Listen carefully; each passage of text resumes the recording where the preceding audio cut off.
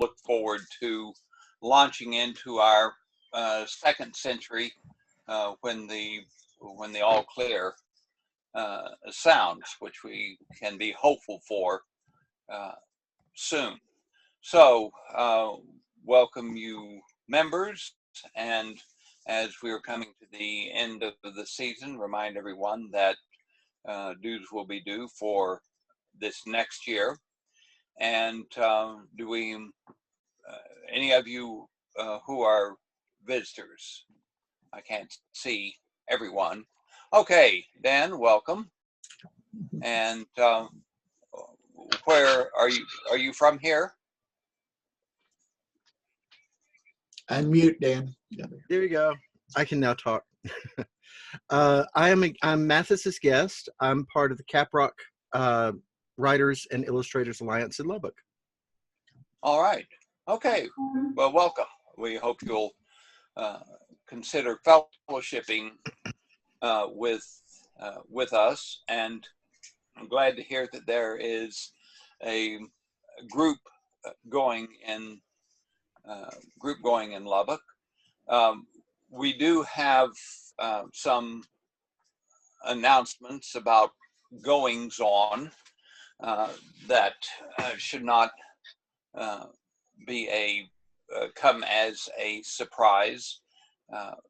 In 2020, we were scheduled to celebrate our centenary around Arts Fest, and it was a big to-do to be last spring, which of course then was COVID canceled and was rescheduled for the following for 2021, and a meeting of the steering committee concluded that maybe better not, since Amarillo College, which is hosting this, is basically closing down in-person stuff for spring term, and so wait for a more convenient season again, the blessed all clear sign.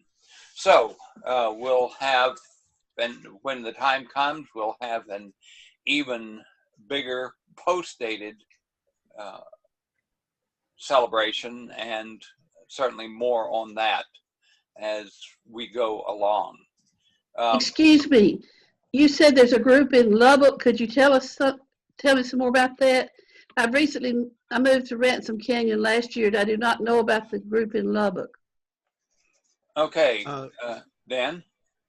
Well, yes, we started, we had our gala party starting everything off and kicking everything off last February, and then the pandemic slammed us. And we have survived through the pandemic. We are now meeting at the Garden and Arts Center on the second Saturday of every month. We can meet in person, and we then post the meetings online after that. Mathis does a great job of doing our video for us. We are not just writers, but we also have illustrators in our group, which kind of helps out when you're looking for a cover artist. How do I go online to look at the videos? Mathis, what is our... Yeah, I just posted it in chat, but it's caprockwriters.com. Thank you. You're welcome. Sure. I could have looked that up, but he had it already, so there you go. Okay, well, good. Yeah. I send out the newsletter and everything, so right now we're in the process of trying to get board members and positions and everything, so. Good luck on that. Yeah. Yes. Now we're having that luck. problem too. That's very sincere. Yes. Yes. It seems that every group, no Janet, matter who you are. Could we have a words about our financial status? Hello, Janet. All right, I had to unmute me. Okay, we have $10,864 in change in the bank. We've had very little dues come in. We've had some money come in through Amazon for people buying our books online. And then we've had some money come in for the anthology 2021 anthology submission. And we've had very little outgo since we're meeting virtually online. So we don't have expenses and hospitality and what have you. So, and also very important, you guys need to go to the Panhandle Gives. I've posted that on Facebook, and you can go to their website. You can search our name and it pulls up. It's a way to donate. And if we raise, I want to say $250, then the Amarillo Area Foundation will contribute based on a percentage of how many funds have been raised totally. And this is a worldwide event actually, but that's done on Tuesdays. So I believe, if I remember correctly, you can start donating on the 23rd of November, and I want to say it goes through December 1st. It's like 7 to 9 days. But please spread the word. That would be a great way for us to get some more funds, because I don't know how many people we're going to be having coming back and joining and paying their dues, and that's how we pay for our speakers. So if you want to have good speakers and good programs, especially when we get live again, we're going to need those monies. So, bye. Okay.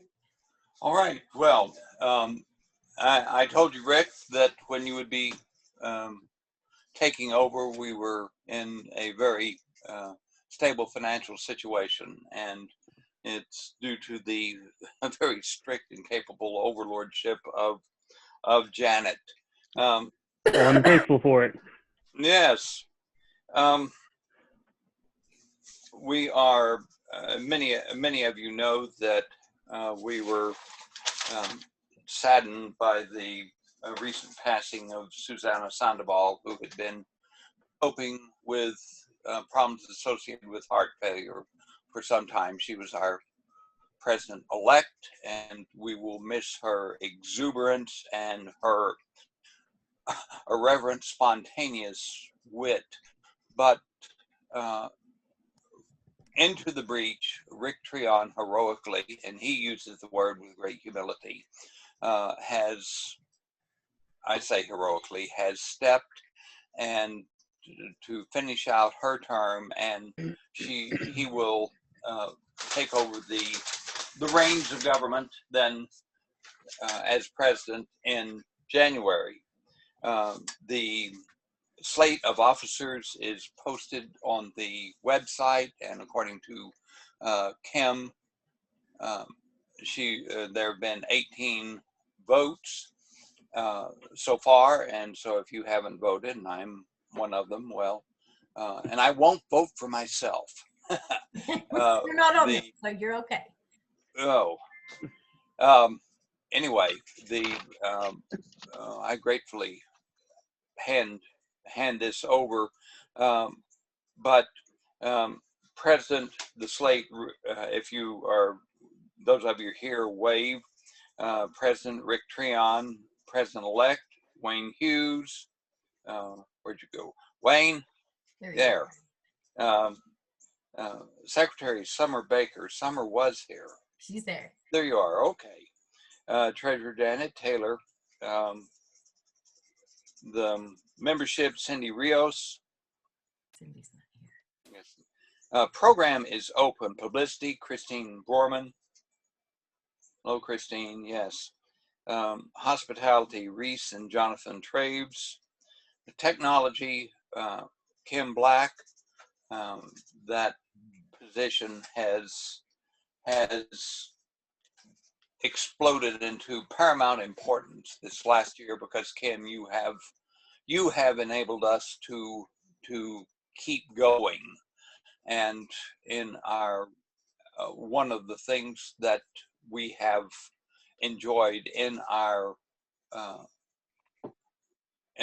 open meetings and our off-month meetings are visitors from all over the country.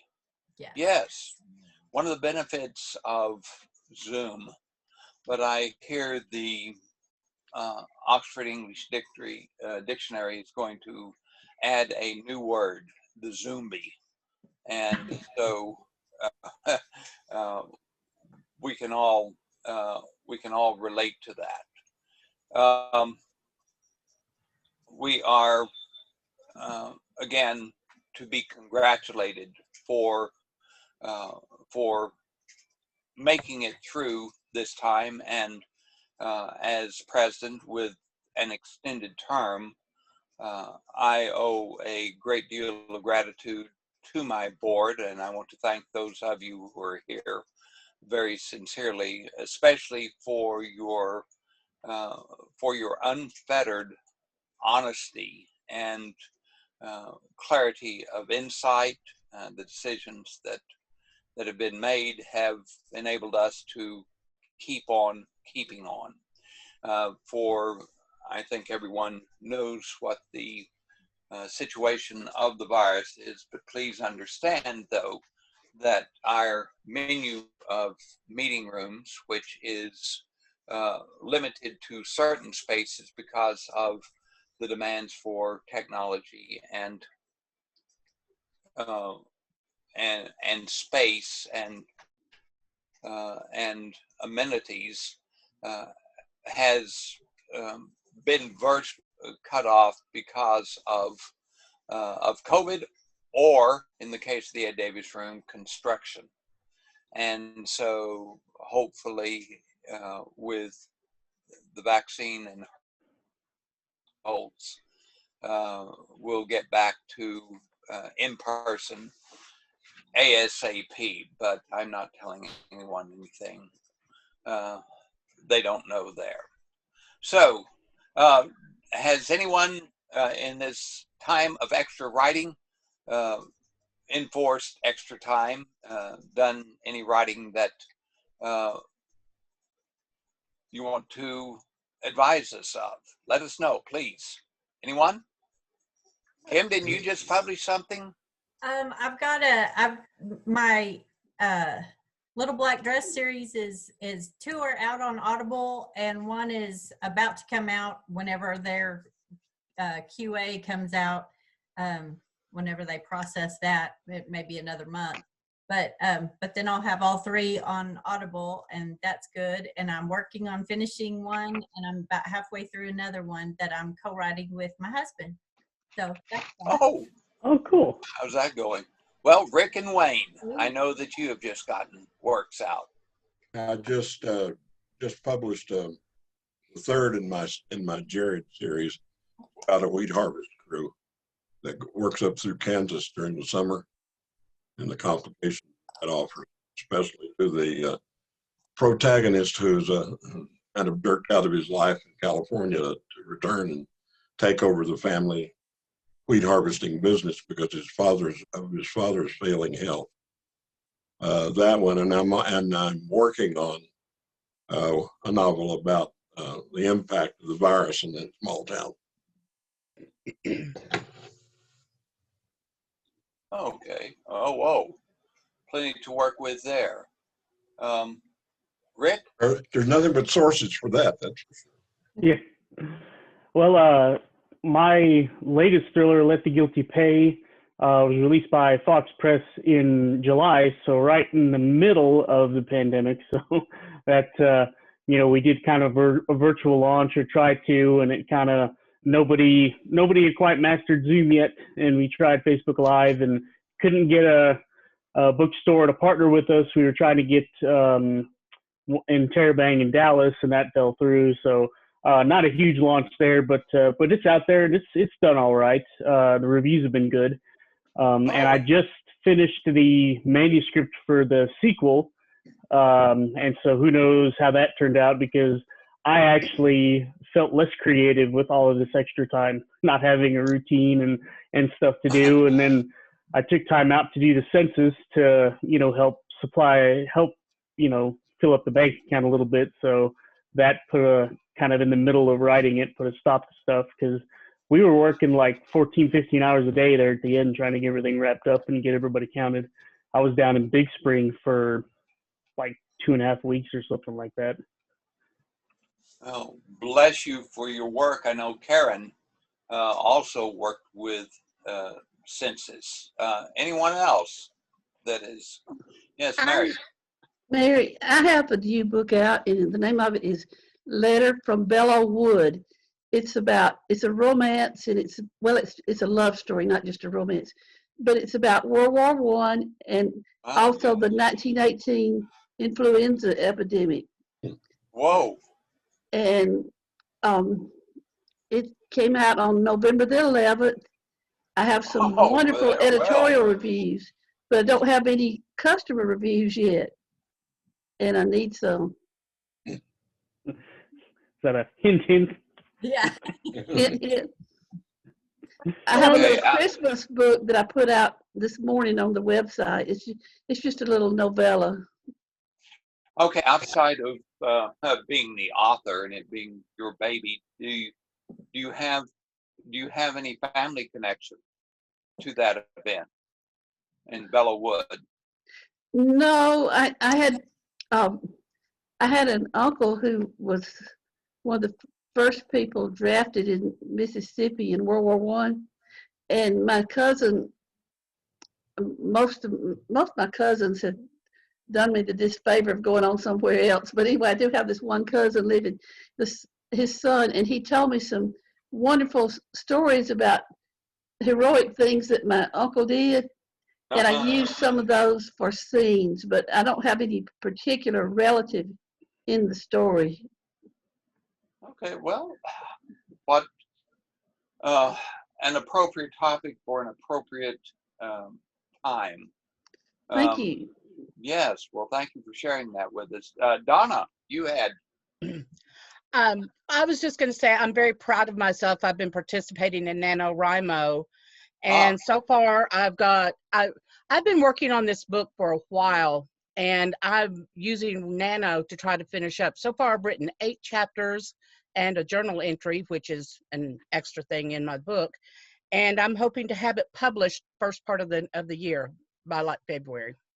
Awesome. So it's called Sarah Among the Stars is the series, and book 1 is Lost and Found. It's going to be. So I'm excited. I'm getting it done. Yes. It's a really good story too. Really. Thank you, Kim. And I've re-released my Halloween Night collection series. It's got 9 books in it, and I've separated them out. I had them in a box set, but decided to go ahead and split them out as individual books. So books 1 through 7, I believe, are already available now on Amazon, and books 8 and 9 are available for pre-order. And book number 8 will be released on Monday, and book number 9 will be released on Friday. But you can pre-order them now up there. It's called the Halloween Night Golden Locket Collection Series. It's a fantasy about these witches and warlocks, and it's not scary. You don't have to have scary to be about witches, warlocks, and ghosts and stuff like that. But anyway, but they are adult only. You got to be at least 18 or older to read them. So that's you got to claim that anyway, right? Yeah. No, it's romance that goes all the way. So yeah, you got to be 18 or over. All the way to Oklahoma. Yeah. And Rick, I do have, I'm sorry. I'll let everybody finish, but I do have an announcement before we're done that I need to let everybody know about. But go ahead on the other books. Okay, does anyone, okay, Dan? Okay. I know I'm a guest and I'm really not part of your group, but I do have a book coming out right after the first of the year. It is, I have quite a few books already out. I have 14 works, whether they are short stories, novellas, or novels, but this one is going to be my first series. It's apocalyptic fiction, and yes, it is a little bit scary, Mathis. And it's teenagers who have been empowered with special gifts to fight angels and demons. And it's kind of, we'll think Rick Riordan with Stephen King and put them in a blender and come out and see what comes out, you know. The empowered teenagers are empowered with the gifts of the Spirit. They are the ones that are the heroes and champions of the story. Cool. What's it going to be called? This is right up my alley. This one is called, the series is called The Ushering. The first book is called Amber, and the second book is called Azure. The first book will be coming out right after the first of the year, probably the end of January, 1st of February, unless it gets pushed back. I still have to do beta readers and that sort of thing. So I totally feel that. Yeah. Oh, I'd be interested. I spent 34 years trying to teach teenagers who thought they were endowed with special powers. yes, I taught school for 24 years. Oh, really? There in Lubbock? I taught at Monterey for 10, and then I moved to Brownfield and spent my last 9 years at Brownfield. Ah, okay. Well, we have much that we can share in our experiences.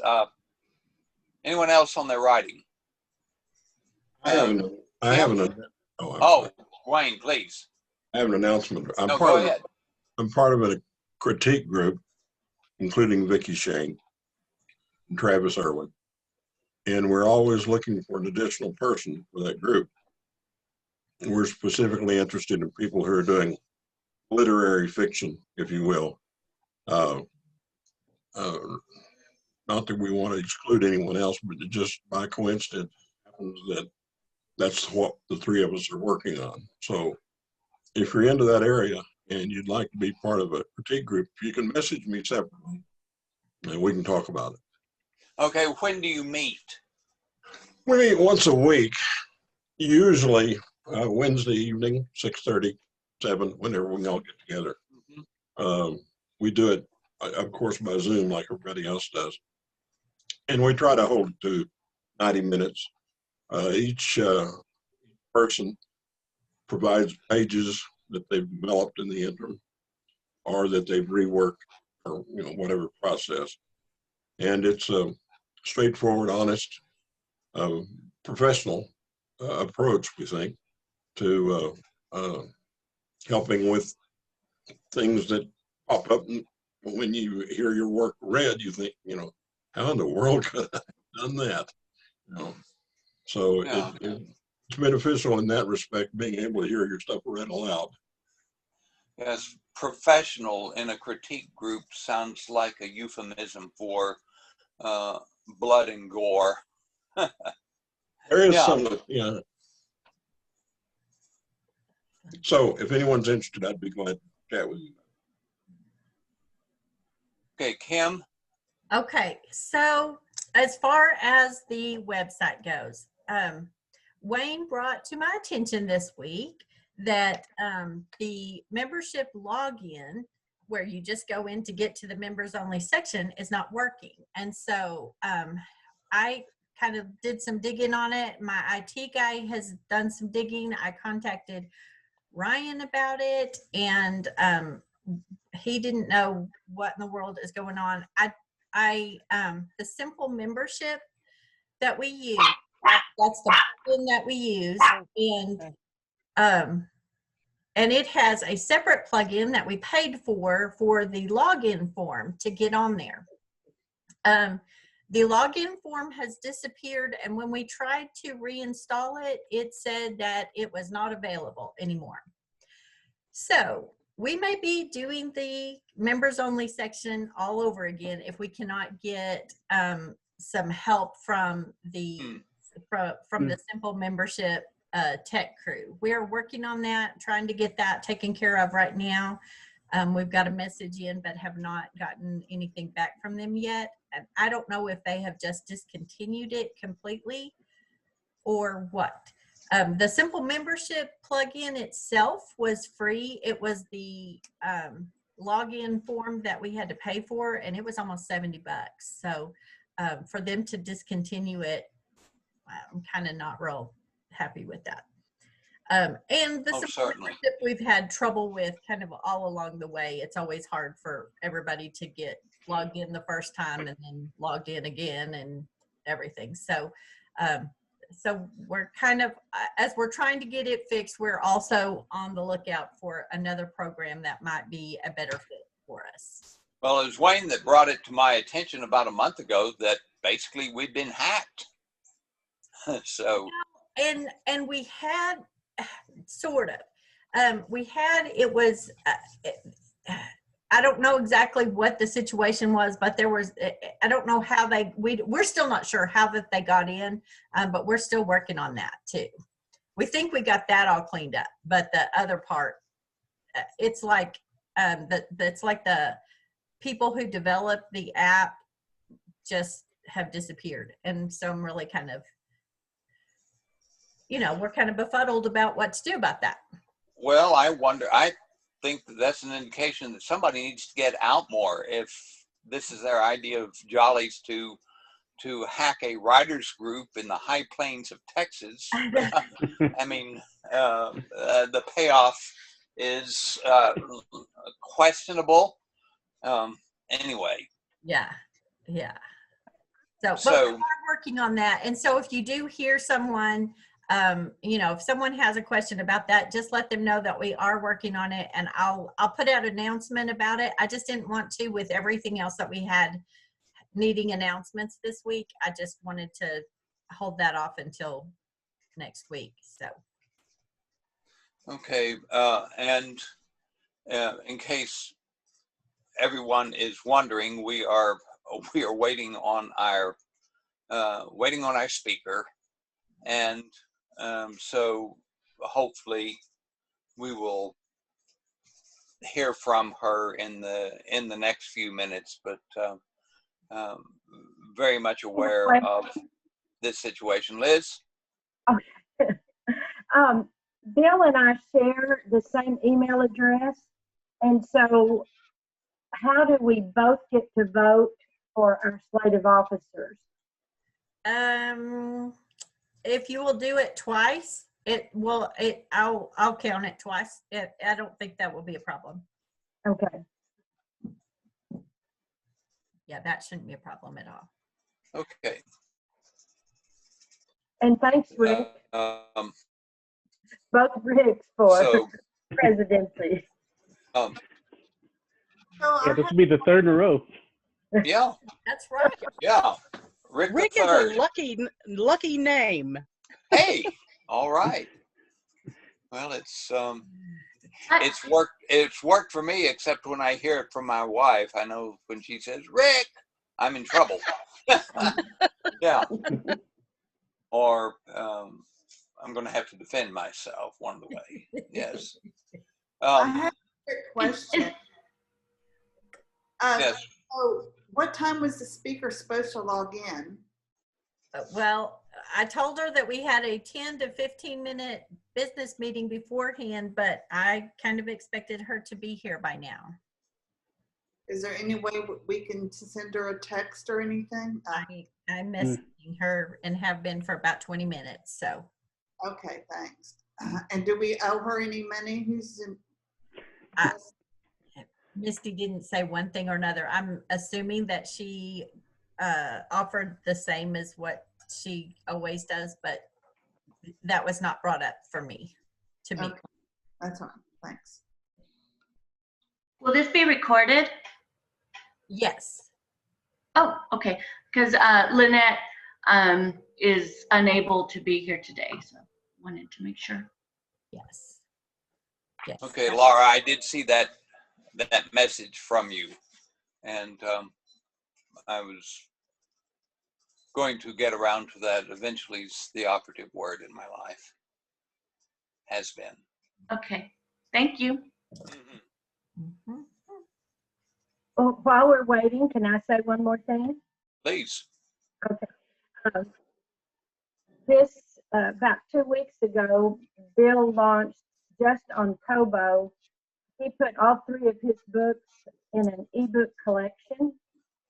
And I was trying something to see if I could get some help from Kobo, I would like them to really push it if it was exclusive with Kobo.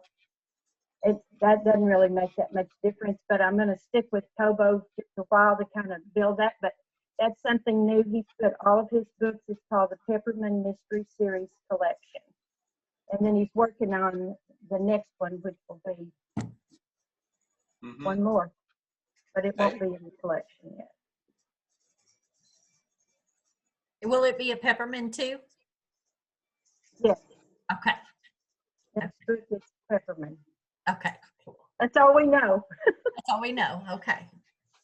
I don't know if anybody saw, and I don't know how many it applies to here, but it did for me, that Draft to Digital has created a profit sharing with, so if you have co-authors, they will split the profits for you rather than just, you have to list it under one author account and then you guys have to work out the bookkeeping for yourself. And the same, and you know, if you have, I don't know how you actually have to do it on Amazon either, and we didn't worry about it too much. But if you're doing 50-50 with your co-authors and don't want to have to set up a separate publishing entity to publish it on Amazon, that gets the profits and then you split it from the entity that way. Draft to Digital will go ahead and split the profits for you if you publish through them. So for those of us who don't know about Draft to Digital, could you elaborate a little bit? Draft to Digital is basically a distribution hub, and you can upload your books there and they put it out on, I can't remember if Draft to Digital will do print. I don't think they do print, but they will put all of your ebooks out to every ebook distributor. They will upload them to Amazon, Apple, Kobo, Barnes and Noble. Now you have to set up an account for them to go to, an author account on all of those places, but they set it up. You create a landing page. They give you a little short link. And so you provide the link and somebody goes on there and says, oh, I have a Nook. I'll download the Nook version, or I have a Kindle, or I have whatever they choose. And that's how it's called. Oh, have you used them? Mm-hmm. Can I tell you how we use it? Rather than having to individually load up, go to Amazon and load up your book. Go to Apple and load up your book. Go to Barnes and Noble, load up your book. You go to Kobo, and I think they've got like 10, maybe 12 separate ebook distribution outlets they will blast your book out to. So is it C-O-B-O? Is that what you're saying? C-O-B-O? K-O. Talking about Kobo with the K. Can I tell you how we use Draft to Digital? Sure. I'm kind of a little bit of a control freak, so I like to be able to download mine, Bill's books to the sites, but we don't have a Mac computer. And so I was not able, at the time they came out, to go to Apple. I was going to buy a new computer simply to do that. Then I found out about Draft to Digital. So I use Draft to Digital just to download or up whatever it is, put his book on Apple. But because I'm on there, I can always, they offer like to overdrive, to put it to libraries and things like that. But it saved me from spending $2,500 to $3,000 on a new computer, and I paid them just a little bit extra, and they take care of Apple for me. And that's how Oh, Bill uses draft to digital. I have a question about this since I'm looking towards publishing. In addition to that, can you also set up a separate place to get the print book? Because I'm a print book person. I don't do digital hardly ever. Yes. So That you can are do you able digital to do that? from Amazon or Well, I mean, will that be a conflict with direct to digital? Okay. Thank you. So how you, much ju- you have to decide, do you want to invest in your own ISBN numbers and that kind of stuff? Or Yes, if you I'm want going to to. get your free one from Amazon, just however you want to do that. Okay, thank you. You're welcome. I'm working on it still. Okay. I haven't seen anybody, I haven't seen any messages. What is the cost of that draft to digital? Chrissy, I just know it was a tiny percentage off of each sale of a book. Yeah, I think that's what it is. They just take a It's small not much that's at very all. It's a lot less expensive than buying a new computer, for sure. Side comment, Janet, I want your cat. She is such a people person, and she lived on Tommy's lap when he was alive, and so she misses that. So she's always wanting to get in my lap or sit on me. It drives me crazy. Well, if you need a cat sitter, just let me know. I love cats. Okay, well, she's very vocal about it too. So if I don't pick her up, I can't get her to shut up. well, that's fine. We are open and accepting here. Hey, Kim, Shayla isn't in a different time zone, is she? No, she just sent me an OMG, can I have 10 more minutes? So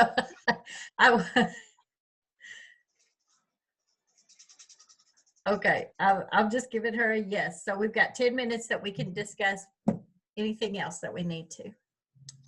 Okay, I'm going to make a comment here for you, Donna. If you do decide to go with print for KDP, yes, they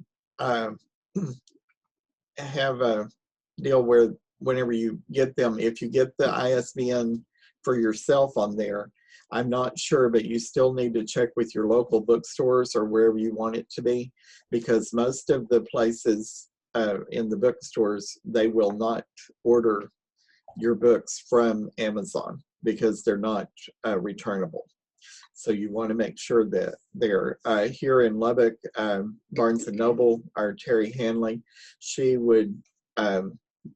offered me the deal where I would bring in 5 copies of my book, which was from there, and as she sold them, she would replace them, but they couldn't actually order them and put them on the shelf for me. So most of those places won't get it if you use the KDP. You actually brought up something, because I had been thinking about, once I'm published, you know, like we have Burrowing Owl Books, which is an awesome place. And I thought I might see if I could even take in 5 copies and ask them to put them on the shelves and see what they could do with them. You know, they do I don't consignment. even know if that's allowed. Yes. They have a local authors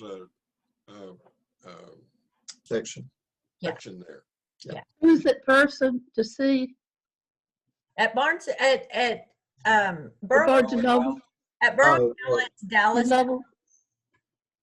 Okay, I'm sorry, Mary. Terry is no longer at Barnes and Noble. They did away with her position when COVID hit, and they're not going to bring her back. So she is retired. Oh, really? There's nobody to talk to that I know of at Barnes and Noble. So oh, that was darn it. Really yeah. Not a Barnes and Noble thing. That was a Terry thing. Yeah, that was a Terry thing. Yeah. Yeah, the Barnes and Noble in Amarillo, if you're not with Ingram, they generally can. Although Rodrigo, I think, has been a little more accepting since we have so many local authors. I think, they have a bigger local authors section up there at the customer service, so that's nice. Cool. But Ingram that he mentioned, that's an Ingram Spark, and you can pay $49 to publish your book there, and then they will give you that $49 back in a order, but you have to order like $2 million worth of copies, so to get that $49 back, give or take a few. But that's the best way to do it if you go into Ingram there, and then they will print it for you, and then the bookstores will buy it and there, because they can return them if they don't do anything but collect dust. So I recommend going with Ingram Spark for your printing. Yes. Thank you. Thank you very much. Sure. But my Well, is it? readers don't want print books, so I just do mine in ebook format. So, You know, I have tried, but there's something about holding that paper book, and I don't know. I just love those. yeah, well, that's fine. We still need those kind of people too. Hey, Yeah, I'm old. Old school, not old. Old school. There you go. Yeah. Since we have a little time, I want to show you my book. Oh, cool. It's from Amazon. Hold Can it you closer see to it? the camera. Yeah, it's kind of layering though. Yeah. Oh, I need okay. I Okay. need to close the window. Bellowwood. Lighting is so hard to deal with these days. Oh, shoot. Lighting and audio. Yeah.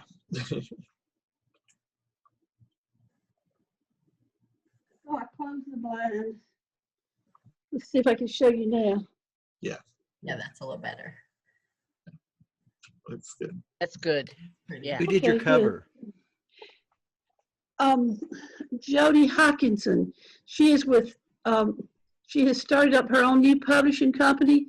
It's called Southeast Media Productions. She's doing a really good job. Did you perchance visit Bellowwood? No, I've never been to France. Wow. But you take us there. Yes, the book is primarily in Mississippi. We we go up to Kansas to deal with the influenza, and then we go to Bellowwood. The soldiers go there. You know, if you spend enough time looking at things on the computer, you can go anywhere. Ah. Yes. Well, I'm going to have to. I'm just thinking about that. That's you have quite a confluence of tales there. That sounds like a very timely and compelling read. So Well, thank you. yes.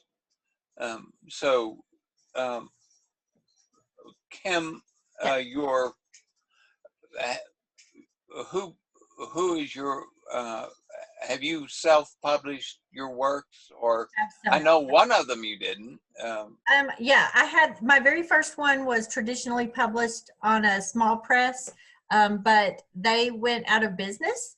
And so I was given basically 90 days to find another publisher or self-publish. And so I learned self-publishing really fast.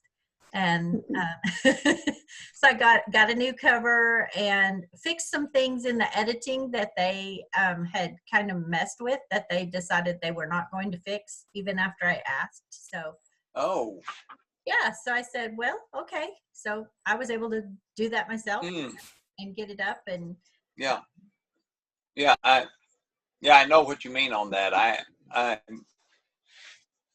I published through Ex Libris and ran into that editing problem, especially on some of the foreign words that are used.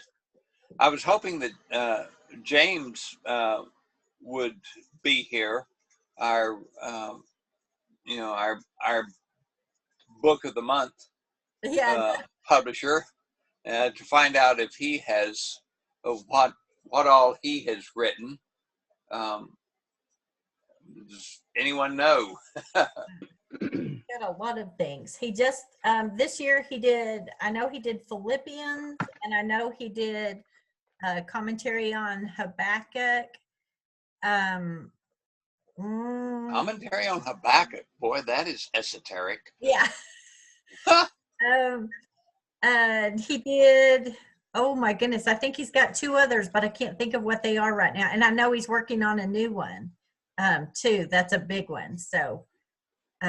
But I don't know what it is. I know for sure because I got Philippians and I saw Habakkuk came out like right after Philippians. So. Okay, Dan, we're speaking of our in-house exegete. That's what he does profusely, and so hopefully he's using his time profitably. Yeah, I think he is going and blowing, or blowing and going, whichever way. So how Kim, how many in the Little Black Dress series? there's 3 right now. I will probably do a prequel that'll be a double prequel that follows the connected pairs beforehand. And then I may do another one later. I don't know. I haven't decided on that. The one that I'm working on right now is it's a contemporary noir. And then I'm also, the one that I'm working on with Riley is, because I haven't done this genre before, it's paranormal horror historical Western. So haven't done that yet. So You do a little bit of all of them. Boy. Yeah. It's just, well, that way, that it was Riley's story. Basically, he's doing the story and I'm putting it to chapters. And it just takes place in Virginia City during the Comstock load. And we kind of played around with the idea that that's when Mark Twain was in Virginia City. And so we have a prologue and some asides during the story that are in the voice as close as I can match to Mark Twain. Have you run across in Virginia City Albert Michelson? No. Okay, you might check out that story because I think he was from there, the son of immigrants, and he was a mathematical genius and was kicked out of school there, but Nevada had just become a state. It was during the Civil War, and so one of the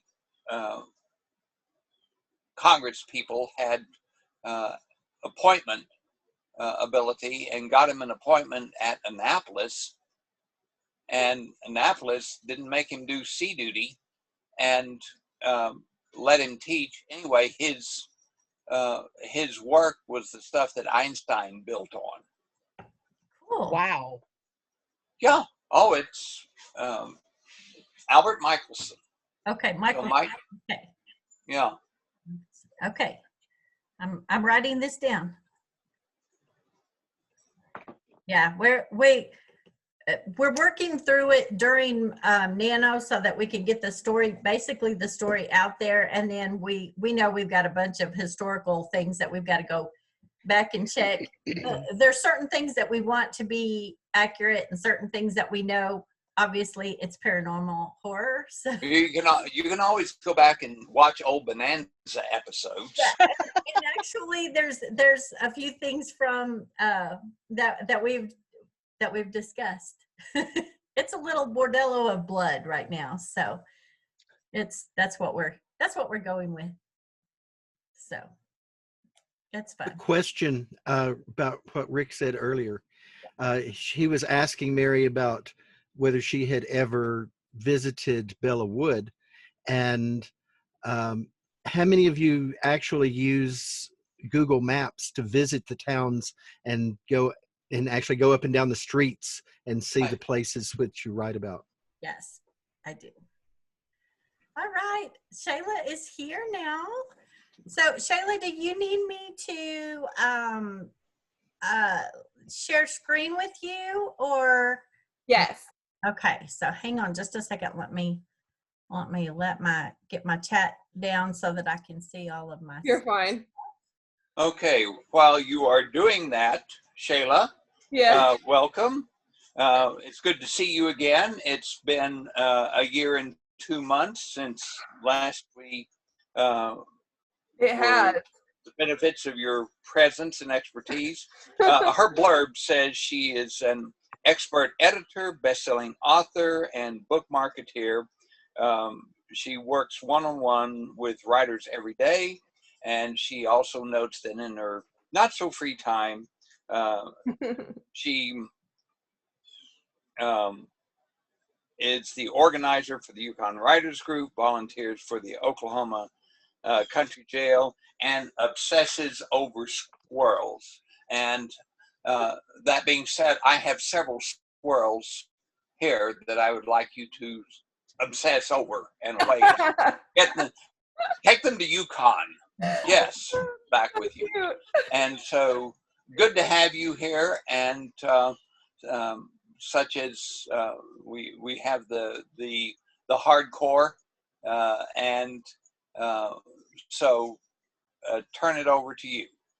And you should be able to share screen right now. Perfect. Thank you. So first of all, thank you for being kind and understanding and patient. I think honesty is the best policy, and I just flat out overslept. Not only did I oversleep, I slept through 12 alarms. So I have been very overworked and exhausted, and that's no excuse, but thank you so much for being kind and understanding. When I saw Kim's message, I was like, they're going to hate me. I've never been late to a workshop, speaking, never in my entire life. So first time for everything. Secondly, Rick, thanks so much for the introduction. I really appreciate that. And it's really nice because I can see all the names. I see Liz and Mary Cook and Chris. So just hi guys, it's really nice to see all of you again. I wish I could be there in person so I could hug all of you and we could laugh and go have some coffee, but this works too. So let me just tell you a little bit about what we're going to be talking about today. So I love a good antagonist, a strong antagonist. I have an entirely different class. It's actually a 3-hour class called Writing Wickedly Good Villains. It's super in-depth and it's really fun. We're not going to be going over that today, but there will be little hints here and there about it. I would just like to kind of say, for those of you, every single person who is writing anything, you have an antagonist. It may not be that psychological thriller, serial murderer type villain. It could be your mom in your memoir. That could be the antagonist, depending on what happened in your life. It could be man versus self. There are a lot of stories where the protagonist himself, he is his own antagonist. That is something that is done a lot in fiction. Another thing that we see when we have an antagonist is called basically it's just saying society. So like if you look at the Hunger Games with Katniss Everdeen, yes, President Snow was an antagonist, but not originally. Technically, it was the Capitol, right? It was the big, fat governmental thing, this entity that she had to fight. And of course, there are many other options, but an antagonist is not a villain. Isn't that it? An antagonist is not always a villain. When we think of a villain, like I think of like Maleficent, in Sleeping Beauty, or I think of someone just like the most purest of evil, right? But a lot of times you have an antagonist who's not actually that type of evil.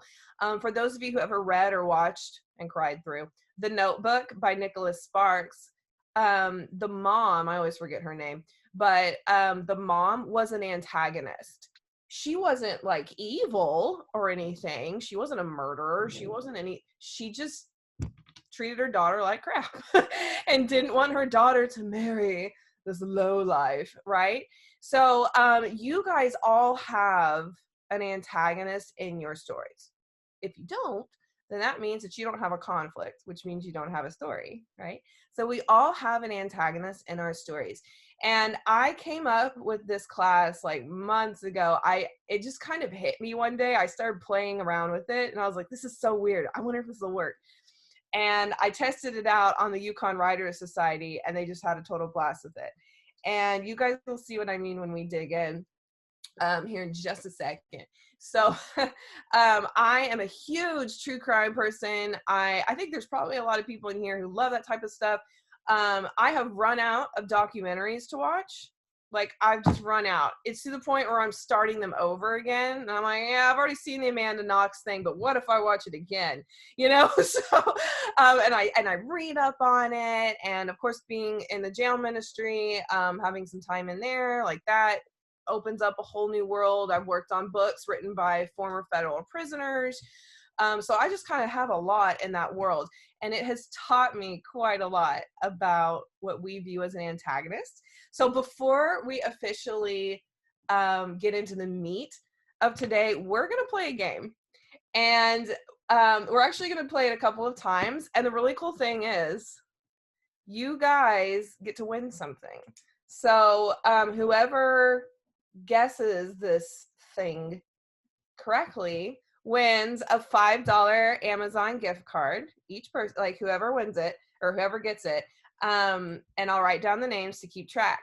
So what I'll do is for you guys, if you want to, you can keep yourselves muted, but if you're sure you know what the answer is, you can unmute yourself and chime in and see if you can beat the other person.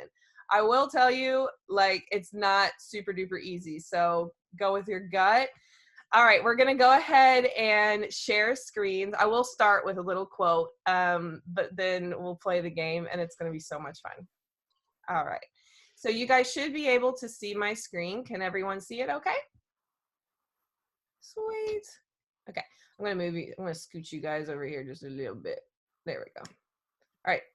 Here we go. So finding your antagonist, saving grace. I'm a quote girl. I have to start everything off with a quote. So John Rogers once said, you don't really understand an antagonist until you understand why he's a protagonist in his own version of the world. And man, once you guys get that about your story, it'll just have so much depth to it. I cannot overstate that. But we're not going to be talking about your fictional villains today. Yeah, that's right. We're not going to be talking about President Snow. We're not going to be talking about the mom from the Notebook.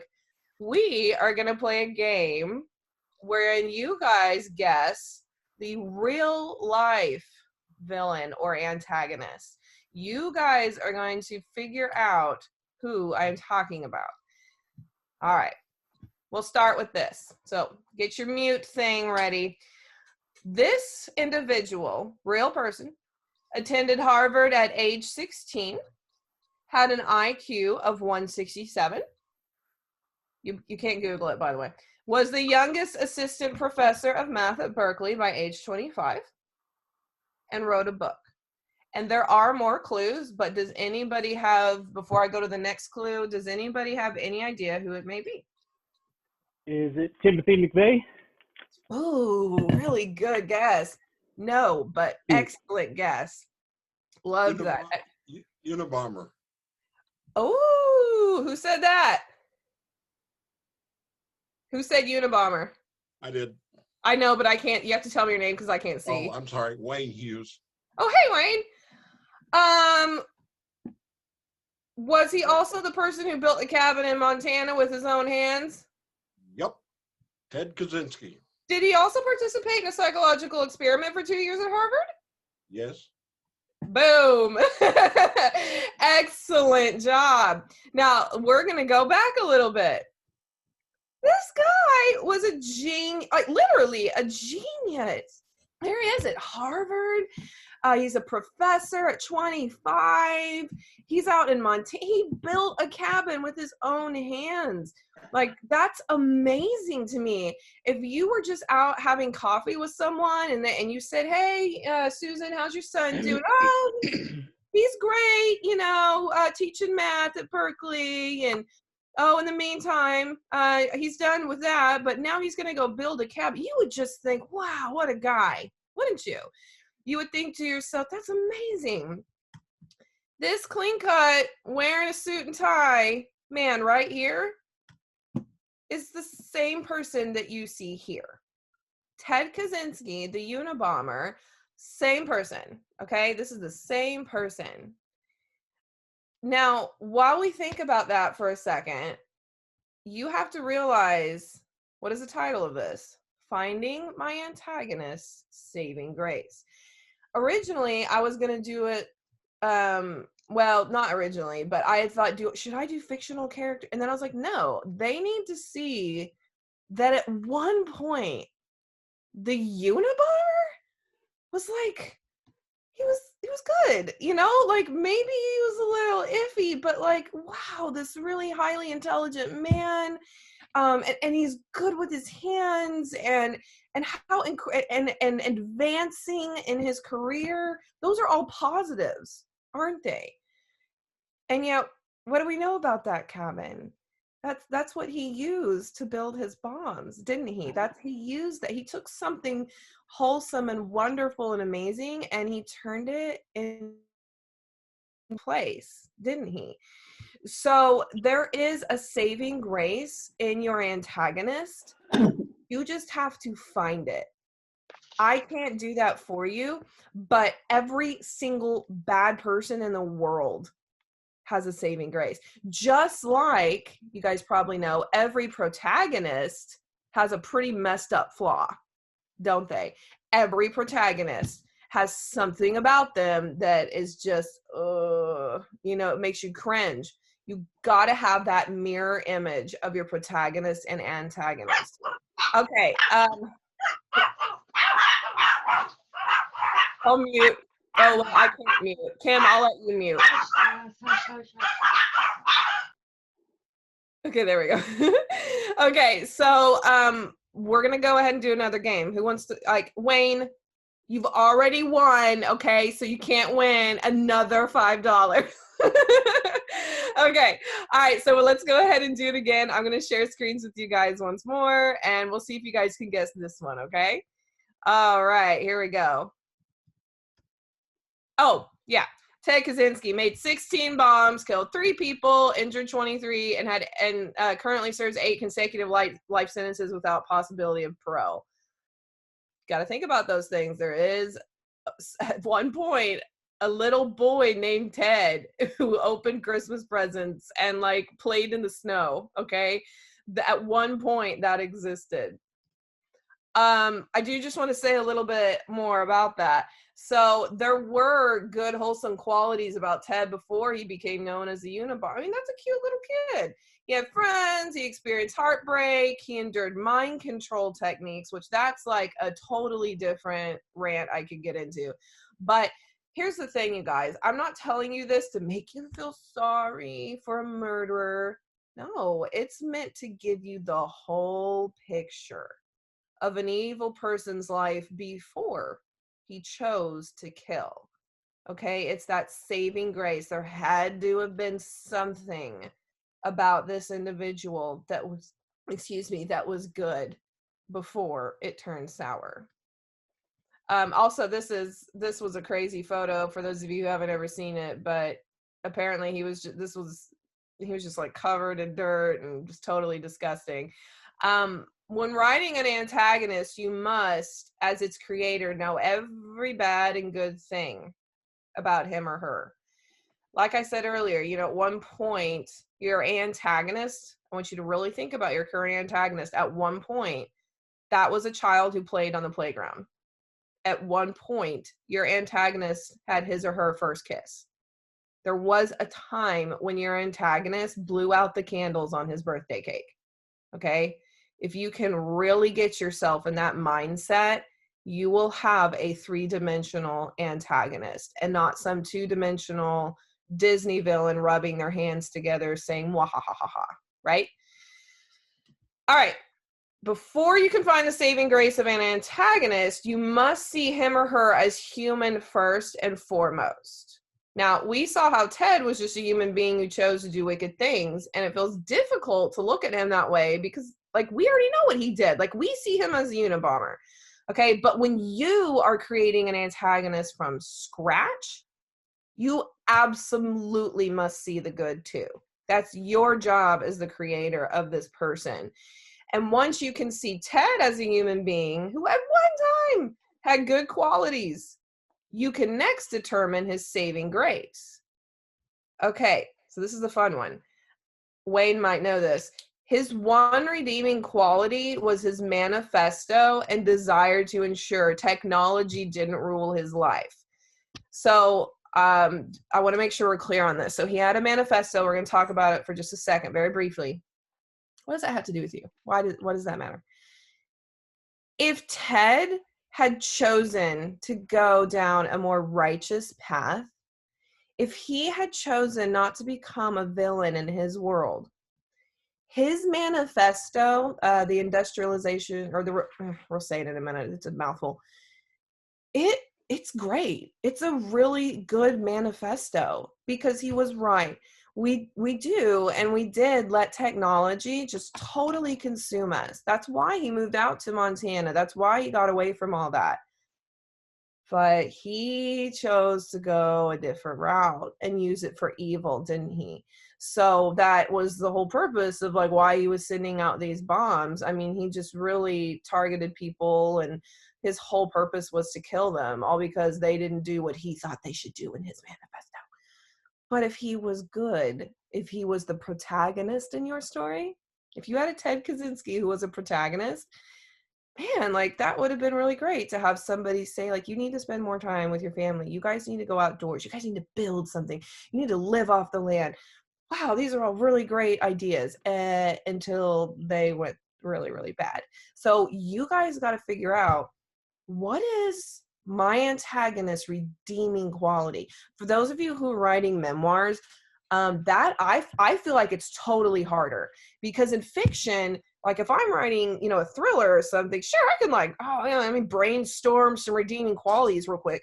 Because I've worked on memoirs for 10 years, and when you're dealing with a memoir and you've got the mom that treated you horribly, you've got the dad that abused you, you've got the husband who assaulted you, whatever it may be. Those are real things. Like, they really, really happened. And somehow you have to figure out, what is the redeeming quality here?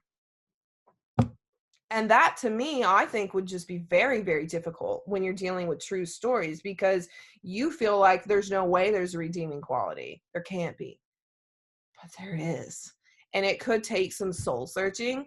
But I feel like, once again, when you go that extra mile, the depth that is added to that story, to that character, to the theme, is just, it's unparalleled. All right, let's jump back in. I just want to say one quick thing about the manifesto. So this was called The Industrial Society and Its Future. And it starts with, the first line is, the Industrial Revolution and its consequences have been a disaster for the human race. And he talks about how we have surrogate activities, where it's activities for the sake of doing something. He talks about us being slaves to technology.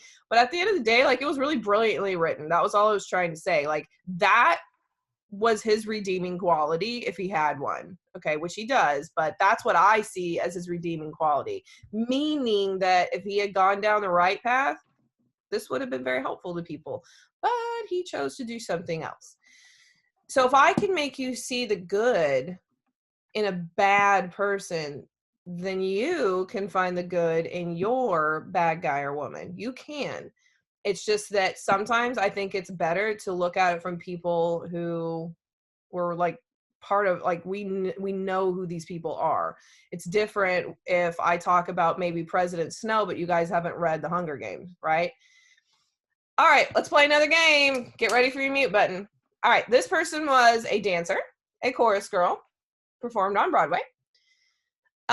She signed a motion picture contract with MGM, won Academy Award for Best Actress. And even though it was illegal at the time, she adopted 4 children. Do you guys, and don't worry, there are more hints, but does anybody want to try to guess this one? Joan Crawford? Who said that? I did. Christine. I needed, sorry, say it again. Christine? Thank you. So would you say that this F. Scott Fitzgerald saw her as a quintessential flapper girl? She married the president of Pepsi Cola, was once on the Lucy Show, received 2 standing ovations? Same person? Yes. Very good. All right. So Joan Crawford. Man, look at all those wonderful things about her. Like, just look at that. That's amazing. She won awards. I mean, she was married to the president of Pepsi Cola. I mean, people just idolized this woman, didn't they? Except there's one other thing about Joan Crawford that needs to be mentioned, isn't there? Christina, who was Joan's daughter, wrote the tell-all memoir called Mommy Dearest. And it was about who Joan really and truly was, that she was horribly abusive.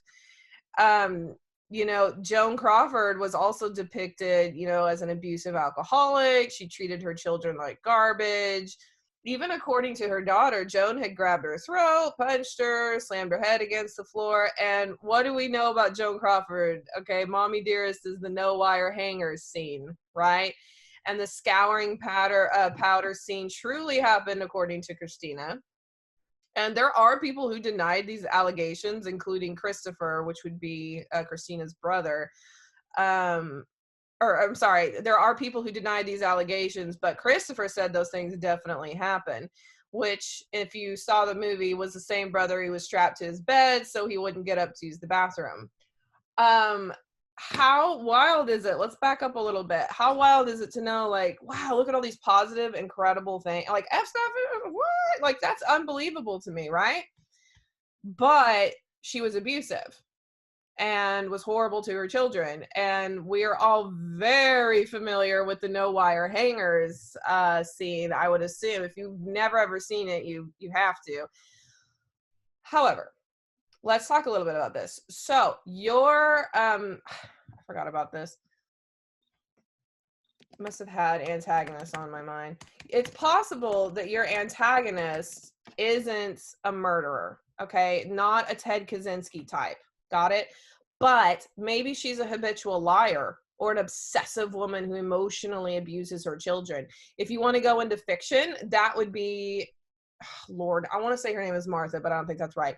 It's the mom from Carrie, Stephen King's Carrie. She was all about, like, hers was religion triggered, but she was, you know, horribly abusive to Carrie.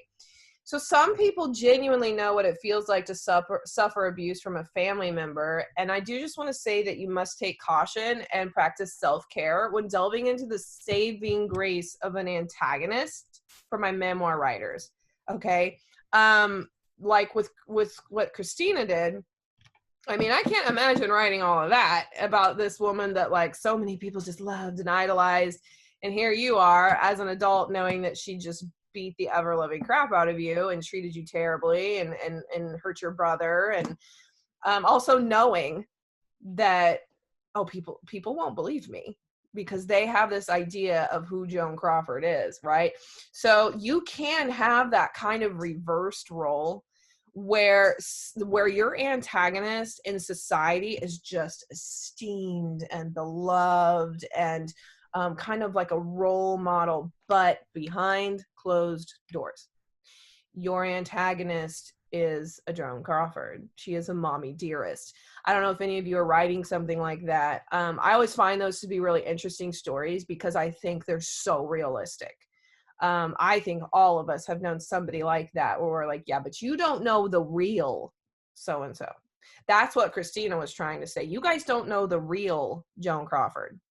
So when you guys are working on your stories, you may have an antagonist like that. who is a totally different person when those shades are drawn. And I really, really think that those are fascinating characters to me because they lead that double life. Like Ted Kaczynski, he didn't care. Like, this is who I am. I'm this crazy, like, unclean, unshaven, wild man living in this itty bitty cabin in the wilderness of Montana. He didn't care. Joan Crawford, oh, she wanted everyone to think that she was just amazing. So you guys may have antagonists like that. All right, let's jump back into our keynote here. So she had to have a redeeming quality, didn't she? This woman who took a wire hanger to her children, she had to have something. What was it? Well, the bulk of Crawford's $2 million estate, $2 million back then, guys, think about that, went to charity. She always wrote back to every single fan and autographed her photos. And she gave toys to needy children every year for Christmas. Now, I think, especially those last couple of things, like, I think those are probably more about, like, they're hollow. They're more about, I want people to see what I'm doing, right? So they think I'm a good person. But at the end of the day, when you give $2 million to charity, God, I mean, she helped people. Isn't that crazy? Like, she had a redeeming quality. This crazy lady had a redeeming quality. That's like, I'm trying to hammer this in so hard. So just like Ted Kaczynski, there were good qualities to Joan Crawford. She had a saving grace. All right, well, let's do another one. So you guys better get ready. This was an honor student at University of Washington. Had to discover his true parentage on his own. Attended law school. Worked at Seattle's Suicide Hotline, Crisis Center, and Seattle's Crime Prevention Advising Committee, and there are more hints, but does anybody want to guess? Ted Bundy? Who said that? Me. I don't. Donna. There we go. Okay. Sorry, guys. I can't see any of the name. I forgot. It's okay. For Ted Bundy, did he also enjoy skiing? Did he help capture the Green River Killer? And does he have a daughter? Yeah, I do believe so.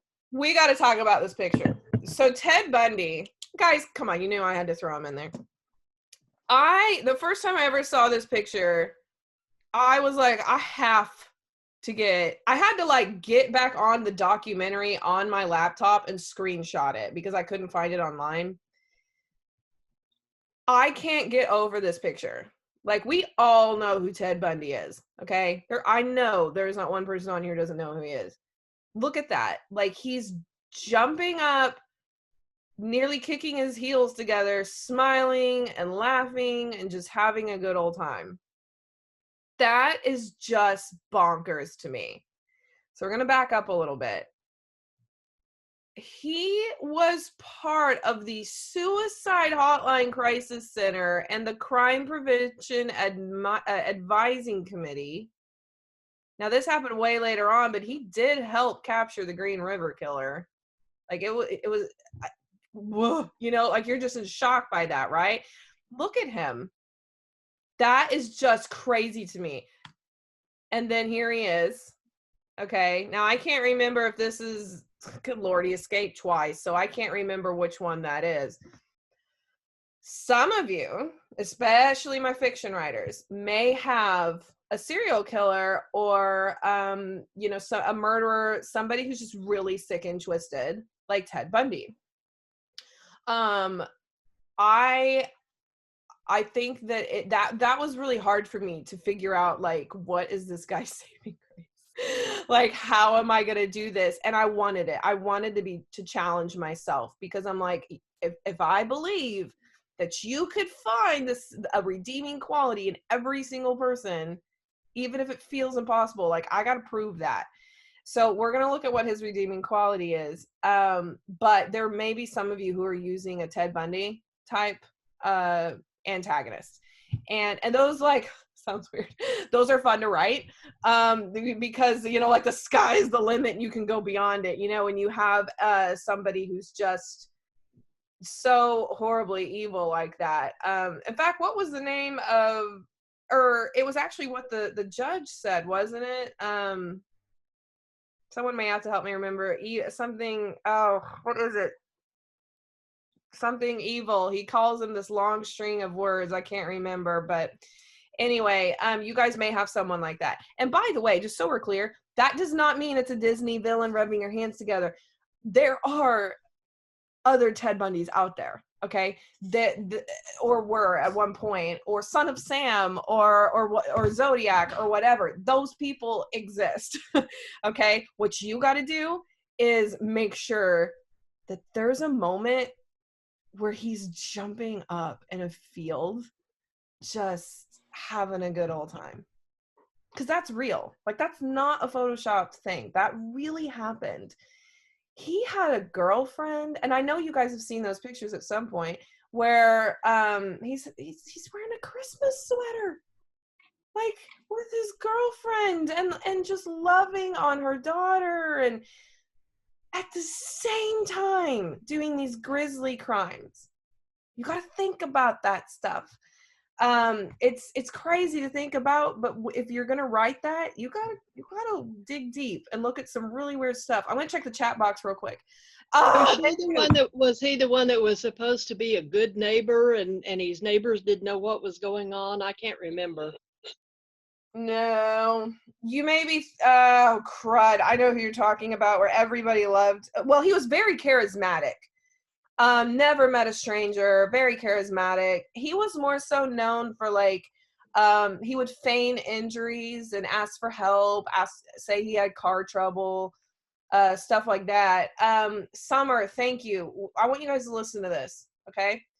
The court finds that both of these killings were indeed heinous, atrocious, and cruel. And that they were, listen to this, extremely wicked, shockingly evil, vile, and the product of a design to inflict a high degree of pain and utter indifference to human life. That's not fiction. Do you get that? Like, that's not fiction. That really happened.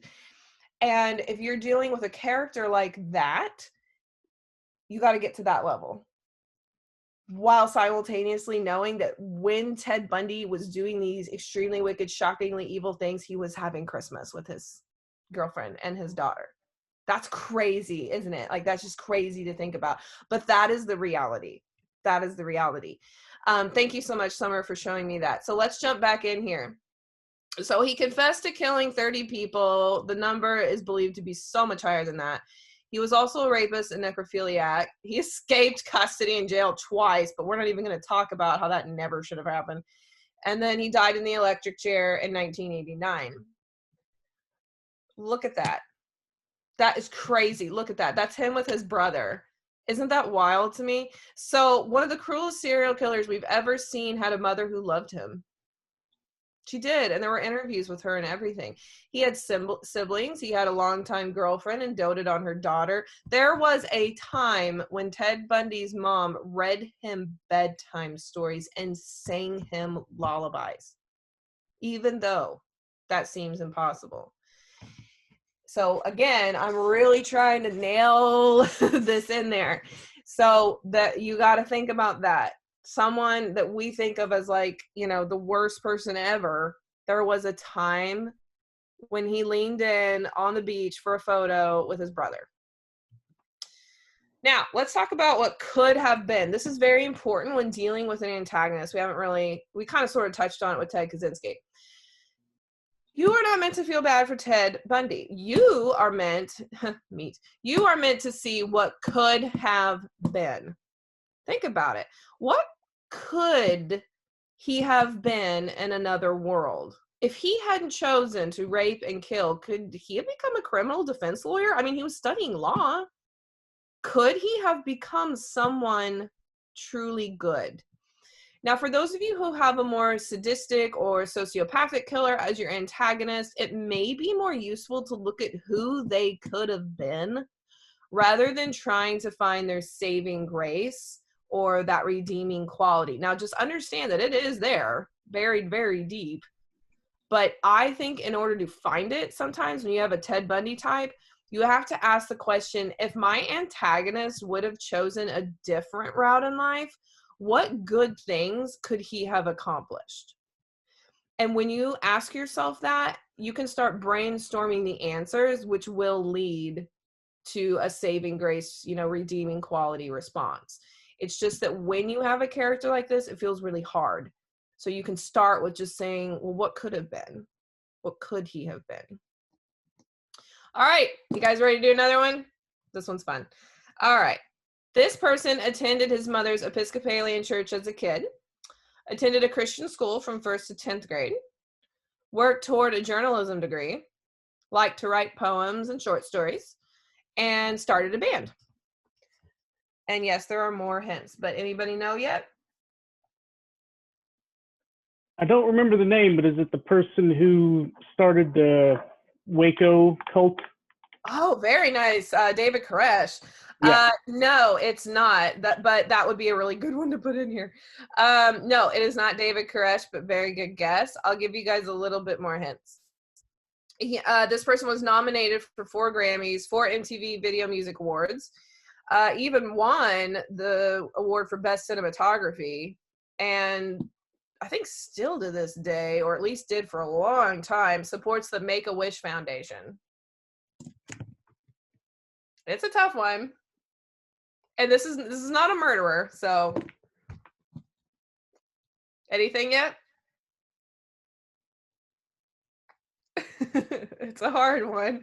Okay, I'll give you another hint. Oh, go ahead. Is it Bill Cosby? Oh, fun. That's fun. No, it's not Bill Cosby. Oh, that'd be a good one to put in here, though.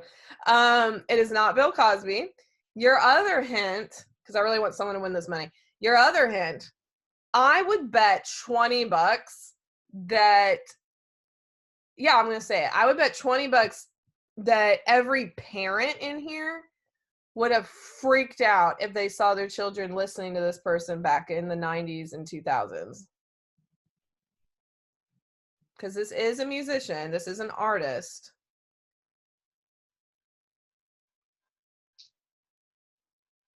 Think of somebody who looks very, very, very goth. Very goth. Tyler. Marilyn Manson.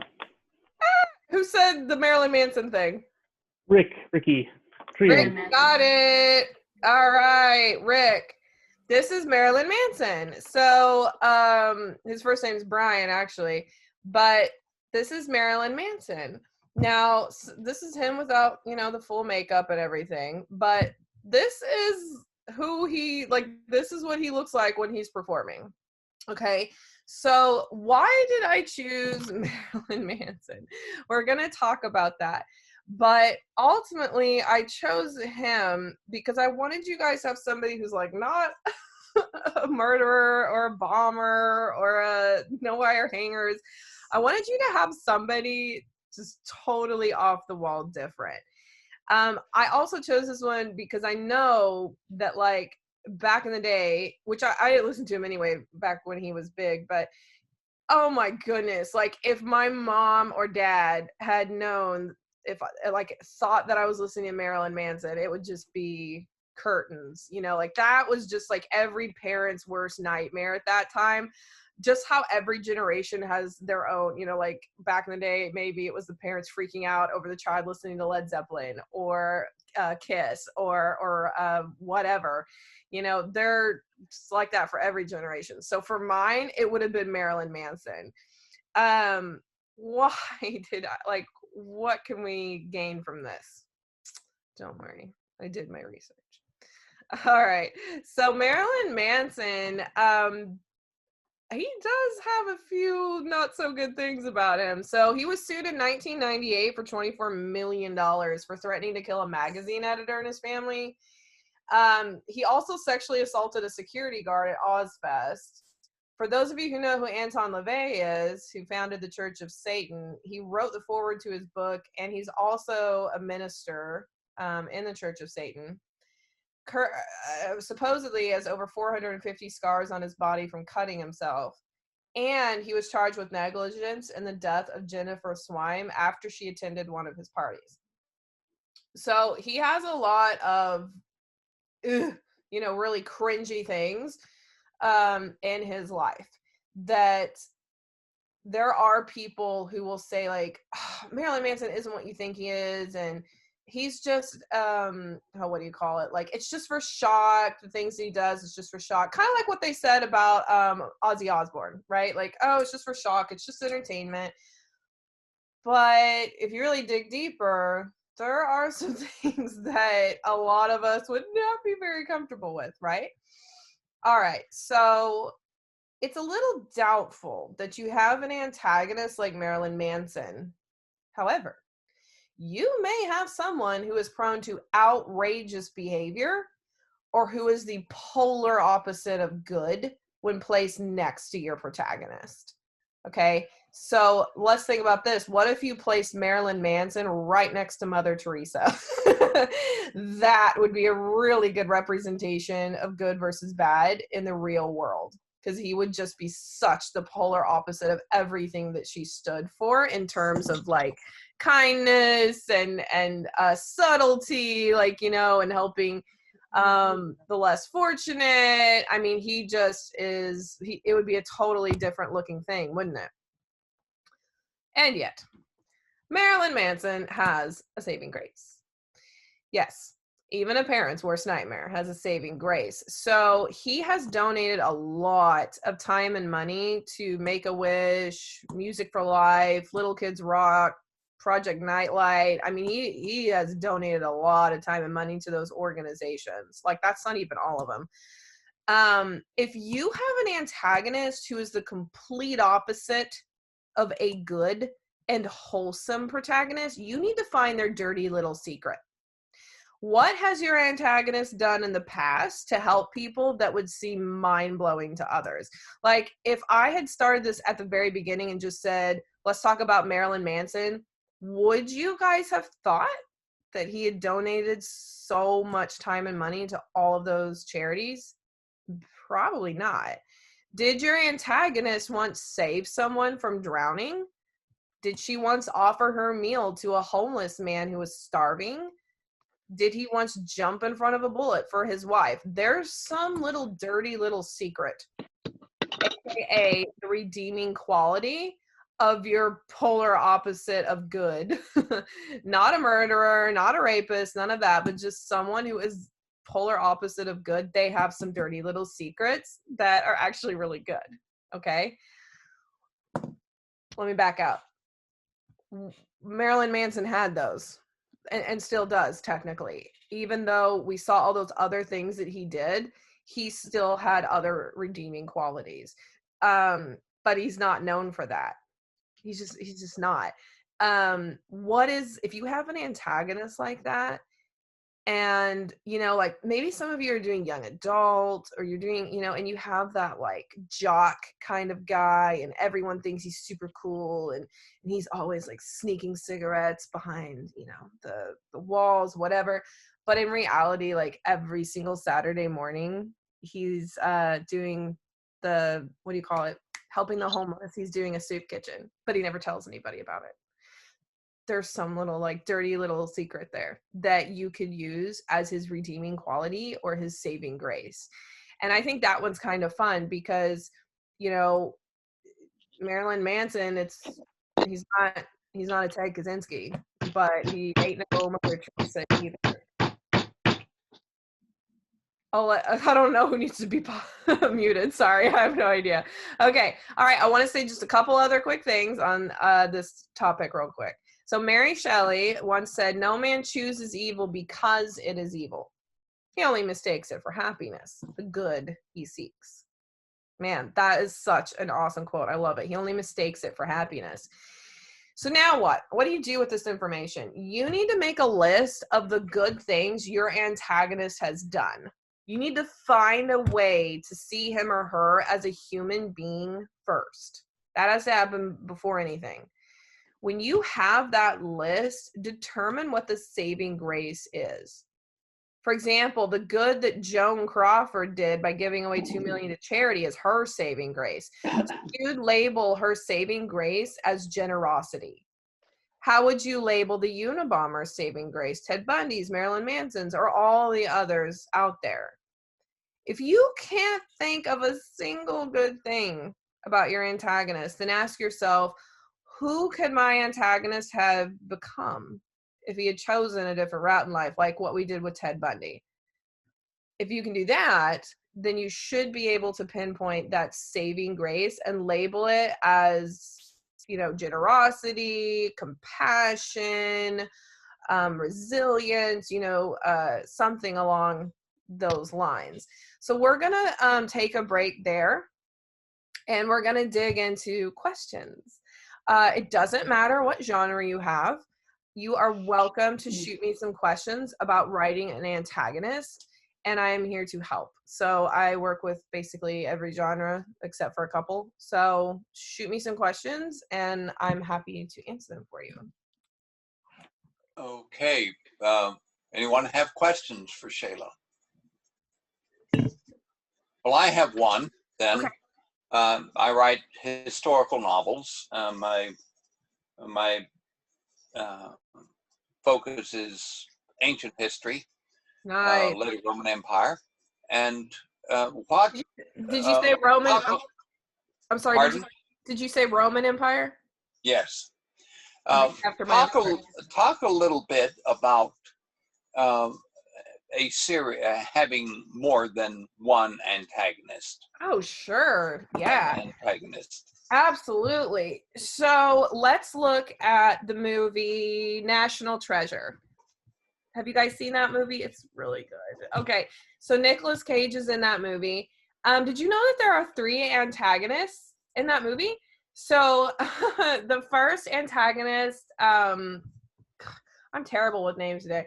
I do want to pull it up. Hold on. I already have. I expect questions like this, and then I write like other workshops based on it. Okay, so in National Treasure, our hero is Ben, okay? But he does have an antagonist at the very, very beginning. So his name is Ian. Ian is the first antagonist we meet. What's his problem? He's greedy. He wants to go ahead and get the Declaration of Independence before Ben Gates can get to it. He's the first antagonist. There's a second antagonist. Okay, that second antagonist, his name, what is his name? Detective something. Let me see. Ah, yes. Okay, so the second one is going to be the detective who's on the case, because the FBI locks everything down when the Declaration of Independence is stolen. So he's FBI agent Sandusky. So that's your second antagonist in the story. Then you have a third one, which is Patrick Gates, Ben's dad. Now, Patrick Gates, he's an antagonist in the sense that, oh, you're wasting your time. You've wasted years and years and years. Our whole family has. This treasure isn't real. Now, of course, he does eventually move over onto Ben's side. But you, at one point, have 3 different antagonists on Ben's tail. That's a lot. That's a lot of people. And they have totally different motives. With Ian, he is your main antagonist. You always have a main antagonist, okay? But then the FBI is a secondary antagonist, and then your Patrick Gates is a third antagonist, because he really is only an antagonist for a little bit, and then he switches sides. So Rick, when you're dealing with historical, when you're dealing with, honestly guys, whatever you're writing, you can have more than one antagonist. You can have several. The point is that there is one person who is the ultimate antagonist. There's the ultimate antagonist. Even if you guys ever played video games, or like Super Mario Brothers, you know, like you had to fight all these little dinosaurs before you got to Bowser, you know, like the big one. That's the ultimate one that you have to fight. In the end, the ultimate person that Ben had to fight was Ian. Even Agent Sadusky was on his side at the end. So the ultimate one who had to be defeated was Ian. When you're working with several antagonists, you need to decide who is the ultimate antagonist who must be defeated, and don't have him defeated until the very end. Defeat these other little antagonists, but don't have him defeated until the very end. And if you look in fiction, if you look in plays, I don't care what it is, TV shows, or like if you ever watched Breaking Bad, now that's a whole other conversation, because if you've ever watched it, your protagonist becomes the antagonist, okay? But there were tons of people that Walter White had to defeat. Okay, he had to defeat Tio, he had to defeat I always forget his name, the guy that sets him up with everything, with all the drugs and everything. He defeated lots of antagonists, didn't he? So I hope that answers your question. But that's what you got to focus in on. Who is my who is my Bowser? Who is my Super Mario Brothers Bowser? Who is my whatever? I mean, I don't care. You could even look at the Alice in Wonderland. Even Alice in Wonderland had more than one antagonist. The Queen was the ultimate antagonist, but there were others that were always off with their heads. Yes, off with their heads. There were always other people getting in her way and stopping her from achieving what she needed to achieve. And of course, I also think that Alice is a good representation of woman versus self. She's kind of her own antagonist in some ways. Love that question. Any other questions for me? Well, okay, y'all talking about that kind of made me think of something. I hadn't really thought about it, but I evidently do have more than one antagonist. That's fine. But on one of them, mine is a science fantasy book. Nice. And she is buffeted around a lot in the place where she has been taken. And initially, one of the antagonists who threatens to throw her out of an airlock because she's a danger to them, they end up being somewhat friends. Does that make sense? I mean, along the way, she has to travel with that group, and she comes to realize they're not all bad. Oh, yeah. And in some ways, they have adopted her into their little dysfunctional family. Why is that? Because they had a saving grace, didn't they? Yeah. Yeah. So that seems realistic. I mean, plausible. Oh yeah, absolutely. We see that a lot in fiction, and someone isn't, that phrase of he isn't who he says he is. That can actually be used in a positive manner. He isn't who he thinks he is. That's actually used a lot as a plot twist, or a red herring or whatever, but it can be used a lot to throw the reader off, to make them think like, oh, these people are terrible, they're awful, but you're just getting like this one-dimensional view of them. And when you, as the creator, the writer, really dig a little bit deeper, that reader discovers, oh, with the character, with the protagonist, oh, I guess they're not as bad as I thought they were. I'm blanking right now on some examples. I might be able to help you here in a little bit, but yeah, that is absolutely realistic, as long as it's not jarring. That is my advice to you. There needs to be, the way that you deal with that is you make your protagonist someone who does not trust anybody. And so with these people, the reader has to see like, oh, they're not really all that bad, are they? But in the protagonist's eyes, no, I don't trust them. I've been burned too many times. And that group of people must work to gain her trust. And then she'll ease up. That is kind of how it goes. And at one point, she comes to think of them, her comment is, they're caught between being lawless and lawful. Oh, very nice. Okay. Yeah, so you just need them to work to get her trust. Okay. Yeah. Thank you. Just have her not trust them yet, and then work toward that, and then, make it to where, like, how could she have achieved something without them? Like, she helped them more than if she would have just trusted them in the beginning, maybe things would have gone smoother. But you don't want to do that because you're writing a novel and you need conflict. Big, awesome question. Anything else, you guys, that I can help you with, antagonist wise? What if the protagonist is his or her own antagonist. Yeah, so we see that a lot. I'm working on a story like that. Now, I do have a main antagonist in my story. The one that I'm working on is a psychological thriller. So there is an ultimate antagonist, right? But at the end of the day, like this woman, she is her own antagonist. She is the one who keeps putting herself in these really bad situations because of her choices. Now, I think that it would be, you know, on the philosophical side of things, every protagonist is his own antagonist, you know, when you really think about it. But for your purposes, when you have someone where it's called man versus self, this has to be somebody who constantly does not understand the concept of just learn the lesson. They just keep making the same mistakes over and over. Now, the best way that you can learn how to do this, of course, it's in the other room. Yeah.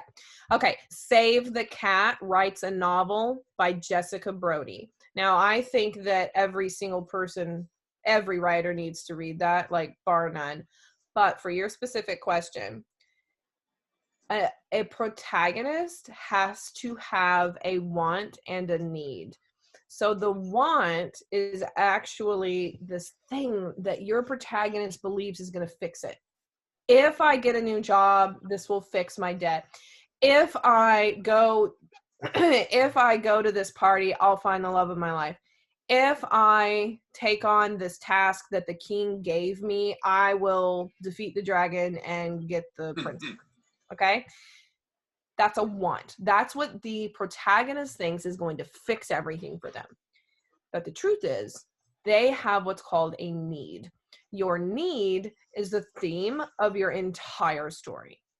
That need could be forgiveness, compassion, love, acceptance. There's a whole list of things. Meaning, when that protagonist gets that want, okay, slays the dragon, gets the princess, he'll have a deflated moment and he'll be like, what, why do I still have a void in my life? What is wrong here? Why did this thing that I wanted not fix everything? Because he didn't get the need. The need being, I need to find forgiveness. I need to forgive my dad for XYZ, and I've never done that. If I do that, then my void will be filled. So to answer your question, you have to determine what the want is in your protagonist, and that want ain't gonna fix anything. And then determine the need. What does he really need? Now that need will not be fulfilled until Act 3 if you're doing a 3-act structure. That will not happen until after the climax. Okay? But I hope that answers your questions. When you're dealing with man versus self, they gotta figure out, and that need cannot be determined until the end of the story, because he has to believe the whole time that if I get my want, everything will be fine. No, it won't. You gotta learn forgiveness. That's what's gonna fix it, or whatever that thing may be. Does that answer your question? Yes, thank you very much. Yes. Mm-hmm. Any other questions for Shayla? Yeah, anything else you guys can think of, I'm happy to help you with, even if it feels like a too big question or too small question. I'm happy to help. While we still have you, could you tell us of some of the resources for writers that you have available? Oh, my own? Yes. Okay, sure. So I have a few different things out there in the world. If you go, I'll give you guys links. Of course, I'll put them in the chat box for you as I talk. So you guys can just look in there and see exactly what you need. But the first thing that I have available is the pre-publishing checklist. A lot of you guys are already on my list, so you guys probably already have that. However, I did just have it updated. So this is the 3rd edition. And if you're already on my email list, the new edition will be coming out to everybody in the next week. So you'll get it even if you're on my list. I use that, to me, has just been so helpful for everyone I know, because if you're looking to self-publish your book, it's a lot. There's so much. That's why when I teach the class, it is not a 1-hour class. There's a lot. In fact, I just did it this week. It feels like 3 weeks ago. I just did it Tuesday night, and it was a 3-hour class, and we almost ran out of time. So self-publishing, you gotta have somebody who can help you with that. That checklist, that's what it's meant to do. The other resource that I have is called the 10 Commandments of Author Branding. So it is definitely a complement to the pre-publishing checklist, but it's for anybody at all. Like, you do not have to be self-published to read this. It is a #1 bestseller, which I'm very, very proud of and excited about. And it just celebrated its 1-year birthday. So that is available in your chat. Now, as far as other resources, I have an actual resource list on my website, and I think Save the Cat should be on there. But this is just like my favorite resources, and I really need to update it because there's more that I want to put on there. But for those of you who need help with, like, I need some books on memoirs, I need some books on agents or whatever, I compile those, and I need to add more. But also another thing that can be really helpful for you guys, I create how-to videos just to help my authors out, because a lot of times, like, somebody may want to hire me to do all of their self-publishing stuff for them, but it's just not in their budget. So instead, I have a how-to video that teaches you how to upload your book to Amazon. That's available there. And then I also have the blog. So the blog, like, I really try very, very hard to get super in-depth. Like, these are blog posts that you would use as tools. Like, I usually try to have videos within the blog posts a lot of times, extra resources, really try to use them as an educational tool. And for those of you, earlier I was talking about Save the Cat, and I am going to go ahead and just drop that in here because I believe that it is so important for you guys to have it. So those are the main resources that I have and that I recommend. And they're fun. You know, I think the 10 Commandments of Author Branding was a blast. I had a lot of fun writing it, editing it. And it's done really, really well because my whole purpose in that was to make marketing fun and not to make it. Thank you. Thank you. It was meant to just take away this idea that marketing has to be the worst thing ever. Because as a marketer, I can't tell you how many times I've heard people say, like, you have to be on Facebook, Twitter, Instagram, LinkedIn, and you're just like, I don't even have time to cook dinner, and you want me to be on all of these. That's just not realistic. And I've noticed that a lot of times authors will feel like they hate it. They'll be like, well, someone told me to use Facebook, and I've been setting up my Facebook author page and da-da-da-da-da, but I hate it. And I'm like, why are you doing it? Well, because it's X, Y, Z. And it is. It has tons of amazing benefits. But if you hate it, don't do it. Go try something else that actually works. And that was kind of like the whole thesis of my book was, stop doing these things that you hate. Go try something else that you actually enjoy. Like, I had an author, she did poetry. I love her poetry. It's called Nature's Wisdom. And she's like, I have been trying to do Facebook. I don't know what is wrong with me. I just hate it. And I'm like, well, let's not do it anymore. Let's do Instagram. And she goes, well, I've never done it. I don't know anything about it. And I'm like, I'll teach you. I'll explain it. She loves it. She posts pictures of nature, and then she puts her little, like, poems on there, and she has her book link on the Instagram thing. She loves it because it's just so clutter free. But then I'll have opposite people who are like, I've been doing Instagram and I just hate it. I don't get it. I'm like, stop doing it. Go do something else. So thank you so much, Rick, for asking about those resources. I try as hard as I can to provide as many possible resources out there on indie publishing, because I think, like, the indie author community, we're so tight knit. Everybody's willing to help. like everybody wants to answer questions and offer what they can. So I hope that those resources will be helpful to you all. I will be getting $5 gift cards out to Wayne, Kristen, Donna, Rick. So if you guys wouldn't mind dropping your email addresses in the chat box for me real quick with your name, like before the email address, that would be really wonderful. And besides, like Black Friday's coming up, so maybe you guys can like get like 5 books or something. I don't know. They have ebooks on there, and maybe you guys could make that 5 feel like 50. I don't know. So while you guys do that, any other questions at all that I could help you guys with today? Shayla, we are so grateful that that you joined us. You have given us really a cogent and concise presentation. Thank you. And we, we all benefited from your experience, from your insights, from your words of wisdom. And Shayla, secret wish is for a 2-story library that is to be filled with rare and first edition books. And so we hope that a holiday wish for you is that you are on your way to realizing that. That would be awesome. And my wish for everyone is that they have a safe and a productively writing holiday time, that we are gifted perhaps